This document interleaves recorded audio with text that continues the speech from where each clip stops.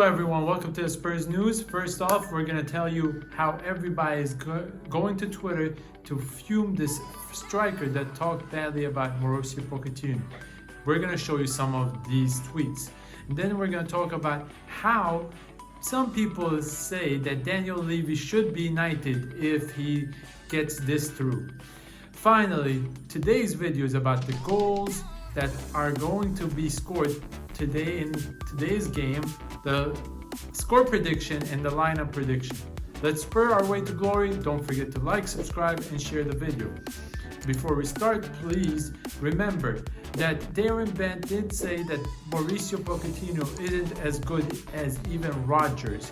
So what happened, a lot of people took their anger at Darren Bent and said a couple of things. Look at some of these tweets.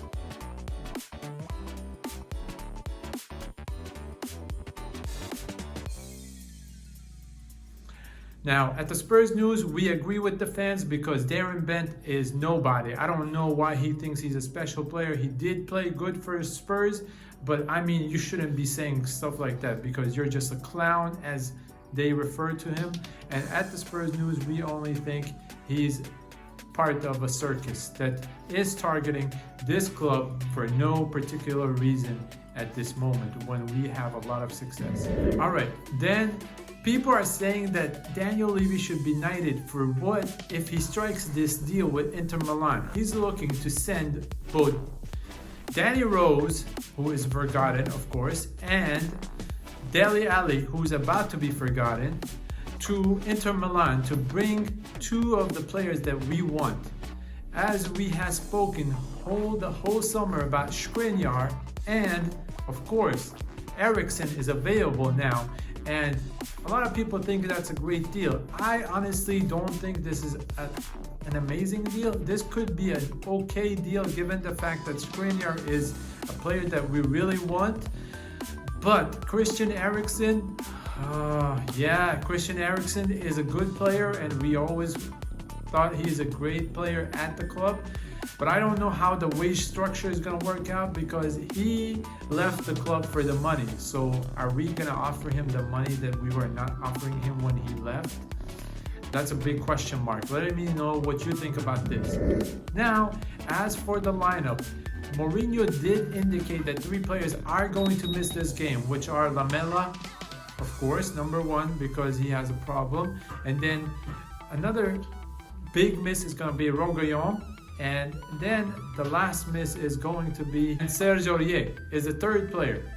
Now these players are not going to be playing today. So let's get started with the predicted lineup. I think, what Mourinho said, we're going to be a strong side, not like the side he put against Antwerp. A lot of you might be questioning how good is the side that he's going to play, given the fact that we might have to play on Sunday with some of these players. Let's go to it. I think the following lineup is going to be in the game tonight.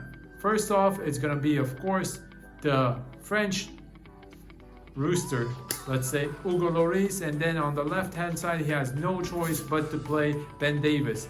And in center back position he's not going to take too many risks.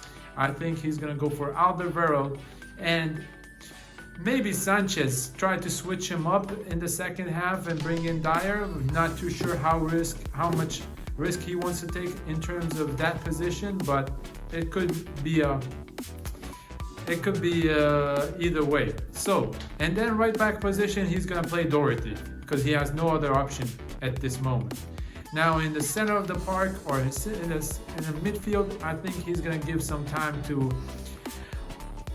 of course, Lo Celso, which was one of our greatest players last season, but because of injuries he didn't have a good summer to prepare for the season, so he still needs some time to catch up with the other players. So Lo Celso will get the nods to start this game, along with Moussa Sissoko. Now another player that could be in midfield, Harry Winks or Ndombele, but I think this time Mourinho's trying to win it, so I'm going to go for Ndombele. And then up top, he has he might start with Vinicius this time and let Heung-min Son on the left-hand side and Lucas Moura, no, and then Gareth Bale, because he confirmed that Gareth Bale would start this game.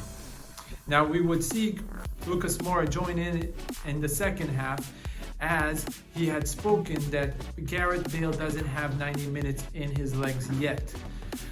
Let us know what you think about this lineup, and then finally the score prediction is going to be a 2-goal difference, given the fact that we are superior to Rosgrad. I'm not trying to be disrespectful or anything, but you know, Bulgarian championship is not as good as the Premier League, as we all know.